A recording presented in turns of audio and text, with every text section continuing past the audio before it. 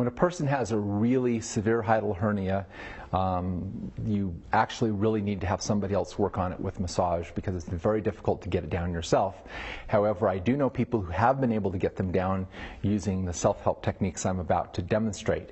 However, even if you are working on it for somebody, they usually need to do these techniques to help learn to get it to stay down, because what happens is you lose muscle tone up in here and it tends to slide back up, and you have to keep it down consistently long enough for the tissue to tone up in here and for it to start to heal, so that basically the stomach doesn't keep sliding back up into the diaphragm. Now, I'm going to demonstrate these two self-help techniques. The first one actually works best if you're lean against a wall. And I'm not leaning against a wall, but I'm going to pretend there's a wall behind me. And you bring your hands up under your rib cage till you're right there, almost touching, like so. You take a deep breath so you can get a hold of your stomach like that, leaning backwards just a little bit, and then you exhale and go forward while you push down. Like that. Let's demonstrate that again. You bring your hands up here like this, lean back, take a deep breath, lean forward as you push down. That helps to release that. The other technique is one that's really, really effective.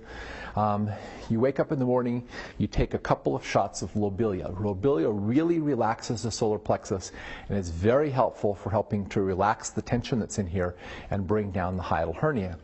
After you're taking a shot of lobelia, you need to drink at least a quart of room temperature water. So you're basically filling your stomach with water so it forms kind of a weight in the bottom of your stomach. Then what you do is you stand on your tippy toes and drop suddenly to your heels, or you can even jump down a flight of stairs, so that it's the same effect that you get when you go down an elevator real fast. You get that so that the weight of the water in your stomach helps pull the stomach out of the diaphragm.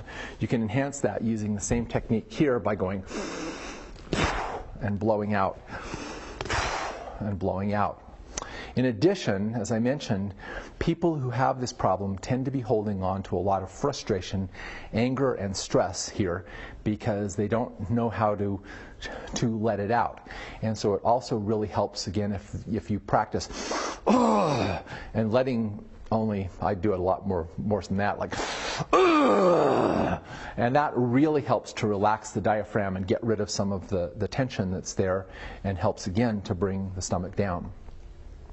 As I mentioned on the DVD fibromyalgia, this problem is almost universal in people who suffer from chronic fatigue syndrome, fibromyalgia, autoimmune disorders, cancer, or any other chronic and degenerative disease. I would say that learning how to deal with this problem, helping people release the tension from the solar plexus and open up the diaphragm, helping open up the lungs, improve the heart, and improve the digestion, is one of the single most important things I've ever learned to do to help people who are chronically ill get well. I have seen people having problems like heart palpitations, asthma, respiratory problems, digestive problems, immune problems, and so forth, all improve once they got to the point where this was down. I want to also indicate that the way you know it's down is when a person can breathe deeply from their diaphragm like this.